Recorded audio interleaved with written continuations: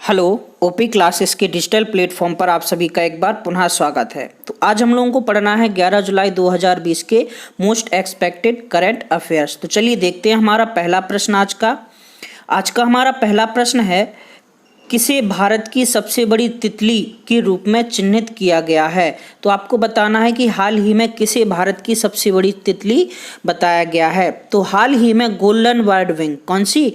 Golden वाइडविंग नाम की एक तितली को भारत की सबसे बड़ी तितली होने का दर्जा दिया गया है। यह तितली हिमालयन क्षेत्र की है। कहाँ की? हिमालयन क्षेत्र की। अगर बात की जाए इस तितली के रहने की, तो उत्तराखंड के पिथौरागढ़ जिले के पास दीदी हाट कस्बा है। कौन सा कस्बा है? दीदी हाट कस्बा। उस कस्बे में इस तितली को देखा गया है। इसके पंखों की जो लंबाई है वो 194 mm है। कितनी है? 194 mm। हाल ही में कुल 24 तितलियों के बीच एक अध्ययन किया गया, जिसके बीच गोल्डन वाइडविंग को सबसे बड़ी तितली के रूप में देखा गया। इससे पहले साउदर्न वाइडविंग, कौन सी? साउदर्न वाइडविंग सबसे बड़ी तितली मानी जाती थी। चलिए देखते हैं हमारा दूसरा प्रश्न। दूसरा प्रश्न है, निम्नलिखित में से किस सोशल मीडिया प्लेटफॉर्म ने भारतीय यूजर्स के लिए टिकटॉक जैसा फीचर रील्स लॉन्च किया है? तो हाल ही में इंस्टाग्राम ने, किसने? इंस्टाग्राम ने रील्स फीचर लॉन्च किया है। रील्स फीचर के तहत आपको सभी वो फीचर देखने को मिल जाएंगे जो कि आपको टिकटॉक में देखने को मिलते थे। इससे 15 सेकंड का वीडियो बनाया जा सकता है। आप बैकग्राउंड चेंज कर सकते हैं, वीडियो की स्पीड को धीमा और तेज कर सकते हैं तथा उनको अपने दोस्तों के पास पब्लिश भी कर सकते हैं। चलिए देखते हैं हमारा तीसरा प्रश्न आज का क्या है। तीसरा प्रश्न है, कोरोना वायरस से 2,86,779 से अधिक लोग संक्रमित पाए जाने पर हाल ही में किस देश ने 277 अरब रुपए के कोरोना पैकेज की घोषणा की है? तो हाल ही में ब्रिटेन ने, किसने? ब्रिटेन ने कोरोना पैकेज की घोषणा की है। यह पैकेज 277 अरब रुपए का होगा। अगर बात की जाए कुल कोरोना मरीजों की, तो वर्तमान में 1,20,54,525 मरीज हैं। कितने? 1,20,54,525 मरीज हैं, जिनमें से 69 लाख के लगभग मरीज आपके रिकवर हो चुके हैं। बात की जाए अगर ब्रिटेन की, तो ब्रिटेन का राष्ट्रगान जो है उसको हम लोग कहते हैं God save the queen. God save the queen, ये ब्रिटेन का आपका राष्ट्रगान है। वर्तमान में ब्रिटेन की जो सामग्री है वो है महारानी एलिजाबेथ द्वितीय। कौन सी है? द्वितीय। ब्रिटेन का सबसे बड़ा अगर नगर कहा जाएगा तो वो आपका है लंदन। ठीक है, चलिए आगे देखते हैं। हमारा चौथा प्रश्न क्या है? चौथा प्रश्न है, टेस्ट क्रिकेट के कितने साल के इतिहास में ऐसा पहली बार हुआ है कि बिना दर्शकों के खाली स्टेडियम में मैच का आयोजन किया गया है? तो 143 साल के इतिहास में ऐसा पहली बार हुआ है कि टेस्ट क्रिकेट बिना दर्शकों के खेला गया है। ऐसा इसलिए किया गया है क्योंकि कोरोना महामारी के कारण दर्शक एक साथ नहीं आ सकते। अगर देखा जाए तो ये कुल क्रिकेट के इतिहास में 4775वां टेस्ट था। कौन सा? 4775वां टेस्ट था। पहला टेस्ट इंग्लैंड ने खेला था। यह खेला गया था 15 मार्च 1877 को। अगर देखा जाए तो कुल 4 महीने हो चुके हैं जब से कोई भी आपका अंतर्राष्ट्रीय क्रिकेट नहीं खेला गया। अंतिम जो टेस्ट है वो भारत और न्यूजीलैंड के बीच 2 मार्च के बीच खेला गया था। अगर ओडीआई की बात की जाए तो लास्ट जो ओडीआई है वो आपका ऑस्ट्रेलिया और न्यूजीलैंड के बीच 13 मार्च को खेला गया था। 127 दिन बाद किसी क्रिकेट खेल का आयोजन किया जा रहा है। चलिए देखते हैं हमारा अगला प्रश्न जो कि है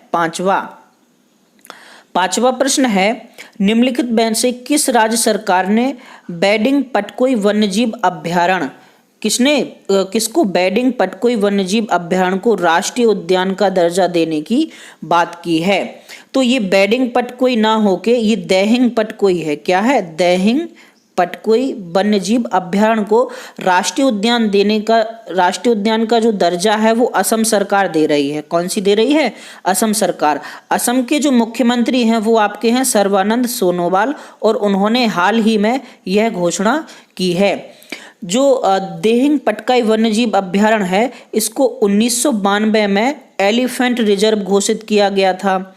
2004 में इसे वन्यजीव अभ्यारण्य घोषित किया गया तथा 2020 में इसको राष्ट्रीय उद्यान का दर्जा देने की बात की जा रही है।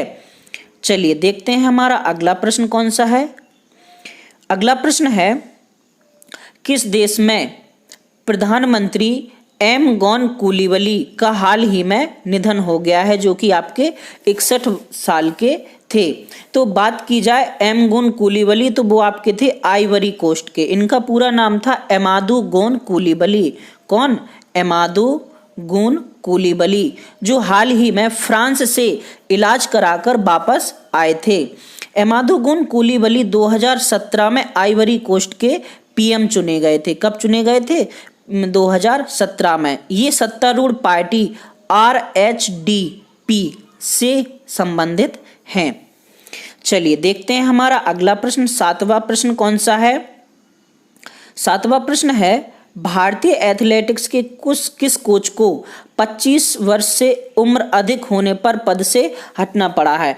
एक्चुअल में है क्या, जो बहादुर सिंह हैं उन्हें 25 वर्ष से अधिक सेवा देने के बाद अनुबंध उनका समाप्त कर दिया गया है। बहादुर सिंह वर्तमान में 74 वर्ष के हैं। कितने वर्ष के हैं? 74 वर्ष के। बहादुर सिंह जो हैं वो गोला फेंक एथलीट रहे थे और उन्हें आज से 25 साल पहले एथलेटिक कोच नियुक्त किया गया था। 30 जून को उनका जो अनुबंध है वो समाप्त हो गया था। बात की जाए बहादुर सिंह की, तो बहादुर सिंह को 1976 में आपका दिया गया था अर्जुन पुरस्कार, 1998 में दिया गया था द्रोणाचार्य पुरस्कार और 1983 में दिया गया था इन्हें पद्मश्री। कौन सा?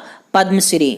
ठीक है, चलिए देखते हैं हमारा अगला प्रश्न कौन सा है। अगला प्रश्न है, सरकार ने IFSCA के अध्यक्ष के नोट पर किसकी नियुक्ति को मंजूरी दी है। तो हाल ही में सरकार ने IFSCA यानी अंतर्राष्ट्रीय वित्तीय सेवा प्राधिकरण के पद पर इंजेती श्रीनिवास, कौन?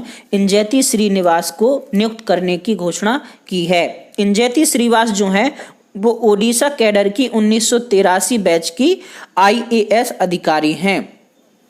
ठीक है, चलिए देखते हैं हमारा अगला प्रश्न क्या है। अगला प्रश्न है हमारा 9वां प्रश्न, हाल ही में किस राज्य सरकार ने चीनी उपकरण और डिवाइस का इस्तेमाल न करने की घोषणा की है। तो हाल ही में उत्तराखंड सरकार ने ऐसा करने की घोषणा की है। उत्तराखंड के जो मुख्यमंत्री हैं त्रिवेंद्र सिंह रावत, उन्होंने कहा है कि अब वह किसी भी प्रकार के चीनी सामान का उपयोग नहीं करेंगे। चलिए देखते हैं हमारा अगला और अंतिम प्रश्न। आज का हमारा अंतिम प्रश्न है, हाल ही में किस राज्य सरकार की स्टार्टअप नीति 2020 को राज्य कैबिनेट ने मंजूरी दी है। तो हाल ही में यूपी सरकार की राज्य कैबिनेट ने स्टार्टअप नीति 2020 को मंजूरी दी है। बात की जाए अगर यूपी की, तो यूपी के मुख्यमंत्री हैं योगी आदित्यनाथ। ठीक है, तो ये था हमारा 11 जुलाई 2020 का most expected current affairs.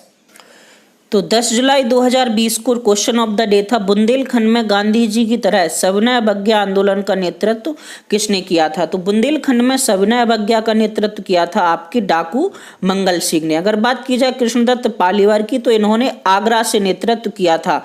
Gunjan कौरकू ने किया था आपके बैतूल से नेतृत्व। तो सही उत्तर देने वालों में शामिल हैं दिलीप, शुभम उपाध्याय, विजय कुशवाहा तथा अनुराग यादव। सभी को बहुत बहुत बधाई। आज का हमारा क्वेश्चन ऑफ द डे है, अचार में फफूंद का कारण क्या होता है। कभी कभी क्या होता है, अचार में फफूंद लग जाता है, तो हमें अचार में फफूंद लगने के कबक के बारे में बताना है। आपको अपना उत्तर कमेंट बॉक्स में कमेंट करके बताना है। आपके ऑप्शन है म्यूकर कबक, पक्सीनिया कबक, आर्मिलेरिया कबक और आमिनेटा कबक। इनमें से कौन सा कबक है जो हमारे अचार में फफूंद का कारण होता है।